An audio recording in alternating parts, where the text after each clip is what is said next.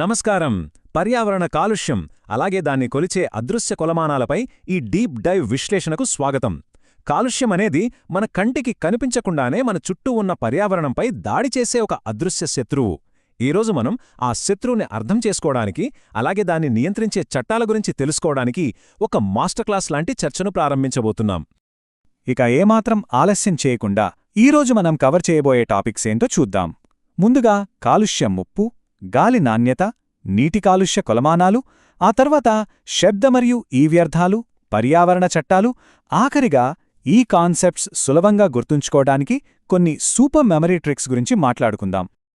మొదటి విభాగం, అసలు ఈ కాలుష్య ముప్పు అంటే ఏంటి? ఈ విస్తృతమైన సంక్షోభాన్ని మనం కొంచెం లోతుగా అర్థం చేసుకుందాం. కాలుష్యమనగానే మనకు వెంటనే గుర్తొచ్చేది పొగ లేదా దుమ్ము. కాని ఇది కేవలం గాలికి మాత్రమే పరిమితం కాదు గదా. నీరు, నేల, శబ్దం, ఉష్ణోగ్రత, చివరికి రేడియో ధార్విక కాలుష్యం వరకు ఇలా రకరకాలుగా పర్యావరణంపై దాడి జరుగుతూనే ఉంది. మనుషులు, జంతువులు, చెట్లు, ఇలా ప్రతి జీవి ఈ బహుముఖ సంక్షోభం బారిన పడుతోంది. రెండవ విభాగం, గాలి నాణ్యత మరియు అందులో ఉండే సూక్ష్మ కణాలు.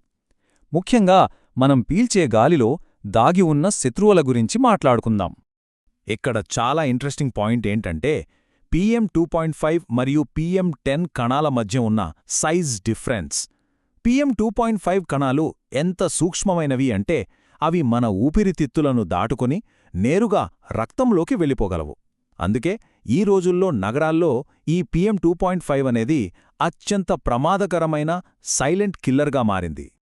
ఇక స్మాగ్ విషయానికొస్తే వాతావరణంలో రెండు రకాల స్మాగ్లు ఉంటాయి.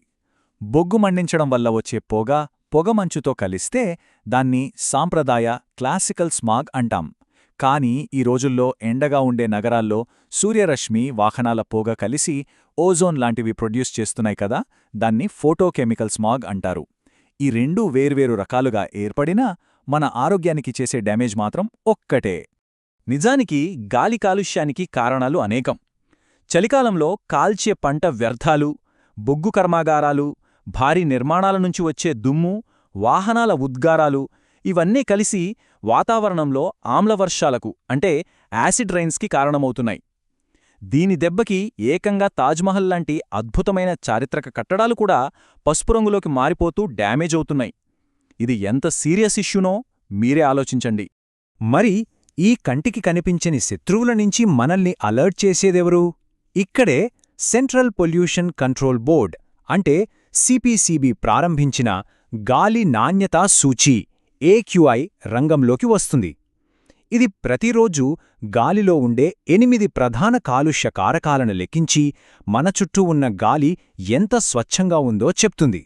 ఈ టేబుల్ చూస్తే మీకు క్లియర్గా అర్థమవుతోంది. AQI నంబర్ పెరిగే కొద్దీ మనం పీల్చే గాలి అంత డేంజరస్గా మారుతోందని అర్థం.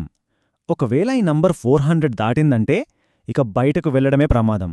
అదొక తీవ్రమైన పబ్లిక్ హెల్త్ ఎమర్జెన్సీ అని మనం వెంటనే గ్రహించాలి. ఇక మూడవ విభాగంలోకి వెళదాం, నీటి కాలుష్య కొలమానాలు. అసలు నీటిలో ఆక్సిజన్ డిమాండ్ వెనకున్న సైన్స్ ఏంటో డీకోడ్ చూద్దాం. ముందుగా BOD అంటే బయోకెమికల్ ఆక్సిజన్ డిమాండ్ గురించి తెలుసుకోవాలి. మురుగునీరు లాంటి సేంద్రియ వ్యర్థాలు నీటిలో కలిసినప్పుడు వాటిని డీకంపోజ్ చేయడానికి అందులోని బ్యాక్టీరియాకు, సూక్ష్మజీవులకు ఎంత ఆక్సిజన్ అవసరమవుతుంది అని కొలిచేదే ఈ BOD. కానీ ఇక్కడే అసలైన కన్ఫ్యూజన్ వస్తుంది. BODకి CODకి తేడా ఏంటి? ఇది చాలా ముఖ్యం. BOD కేవలం జీవసంబంధమైన కాలుష్యాన్ని మాత్రమే లెక్కిస్తే, COD అనేది ఆ నీటిలో ఉండే మొత్తం రసాయన కాలుష్యంను కూడా కలుపుకుని లెక్కిస్తుంది. అందుకే ఏ నీటిలో చూసినా BOD కంటే COD వాల్యూనే ఎప్పుడూ ఎక్కువగా ఉంటుంది. ఇది సులభంగా గుర్తుపెట్టుకోవడానికి ఒక చిన్న ట్రిక్ ఉంది. BOD bad. అవును, నీటిలో BOD లెవెల్స్ ఎక్కువగా ఉన్నాయంటే ఆ నీరు అస్సలు స్వచ్ఛంగా లేదని, తీవ్రంగా కలుషితమైందని అర్థం. ఇదొక పెద్ద రెడ్ ఫ్లాగ్ అన్నమాట. ఇక నాలుగవ విభాగం, కంటికి కనిపించని మరో రకం కాలుష్యం, శబ్ద, నేల మరియు ఈ వ్యర్థాలు. ఈ నిశ్శబ్ద మరియు విషపూరిత శత్రువుల గురించి మాట్లాడుకుందాం. మన దేశంలో 2000 సంవత్సరంలో తెచ్చిన శబ్ద కాలుష్య నియమాలను గమనిస్తే డెసిబెల్ లిమిట్స్ ఎంత ఖచ్చితంగా ఉన్నాయో తెలుస్తుంది. పగలు, రాత్రివేళల్లో ఇండస్ట్రియల్ ఏరియాస్తో పోలిస్తే నివాస ప్రాంతాలు మరియు సైలెంట్ జోన్లలో శబ్దం చాలా తక్కువగా ఉండాలని చట్టం స్పష్టంగా చెబుతోంది. అలాగే 100 మీటర్లు. ఈ నంబర్ చాలా ముఖ్యం.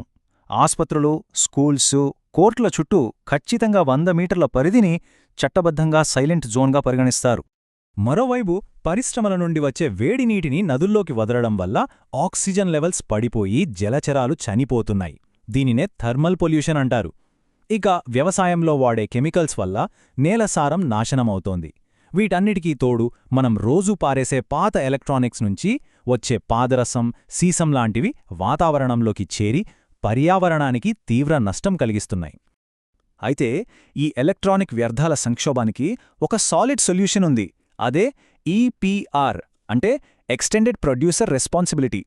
దీని ఉద్దేశమేంటంటే వస్తువును తయారుచేసిన కంపెనీయే అది పాడైపోయాక దాన్ని వెనక్కి తీసుకుని రీసైకిల్ చేసే బాధ్యత చట్టబద్ధంగా తీసుకోవాలి. ఇది నిజంగా ఒక గొప్ప విధానం.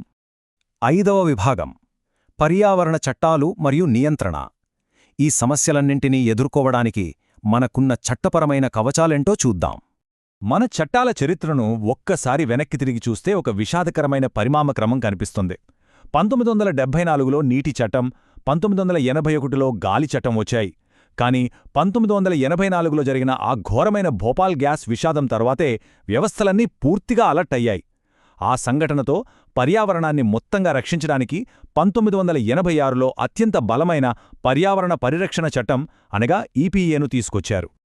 6వ విభాగం మాస్టర్ మెమరీ ట్రిక్స్. మనం ఇప్పటిదాకా మాట్లాడుకున్న వాటిని కన్ఫ్యూజ్ అవ్వకుండా ఫైనల్గా ఎలా గుర్తుపెట్టుకోవాలో చూద్దాం. ఎగ్జామ్స్లో గానీ, ఇంటర్వ్యూలలో గానీ మనల్ని ఎక్కువగా కన్ఫ్యూజ్ చేసే పాయింట్స్ ఇవే. గట్టిగా గుర్తుపెట్టుకోండి. BOD ఎక్కువ ఉందంటే నీరు శుభ్రంగా ఉన్నట్లు కాదు, అది అత్యంత కలుషితమైనదని అర్థం. అలాగే COD వాల్యూ ఎప్పుడూ BOD కంటే ఎక్కువే ఉంటుంది. రాత్రి 10 గంటల నుండి ఉదయం 6 గంటల వరకు లౌడ్ స్పీకర్లు వాడటం ఇల్లీగల్. అలాగే సైలెంట్ జోన్ అంటే ఖచ్చితంగా 100 మీటర్లు. ఈ సైంటిఫిక్ పదాలను సింపుల్గా గుర్తుపెట్టుకోవాలంటే BODని జస్ట్ జీవ సంబంధమైన మురికి అని, CODని రసాయన మురికి అని మైండ్లో ఫిక్స్ చేసుకోండి. ఇక AQI నంబర్ ఎక్కువగా ఉందంటే మనం పీల్చే గాలి అంత ఘోరంగా ఉందని అర్థం. ఈ బేసిక్ కాన్సెప్ట్స్ ఎప్పటికీ మర్చిపోకండి. చివరగా మీకొక చిన్న ప్రశ్న. జీవసంబంధమైన మురికి, రసాయన మురికి లేదా కంటికి కనిపించని PM2.5 లాంటి సూక్ష్మ కణాలు, ఈ మూడింటిలో మీ చుట్టూ ఉన్న పర్యావరణానికి ప్రస్తుతం అత్యంత తక్షణ ముప్పు ఏదని మీరు భావిస్తున్నారు? మనం ఈరోజు తెలుసుకున్న ఈ అదృశ్య కొలమానాలను మీ నిత్య జీవితానికి అన్వయించి ఆలోచించండి. ఈ విశ్లేషణ పర్యావరణ కాలుష్యం పట్ల మీకొక స్పష్టమైన అవగాహననిచ్చిందని ఆశిస్తూ థ్యాంక్ యూ.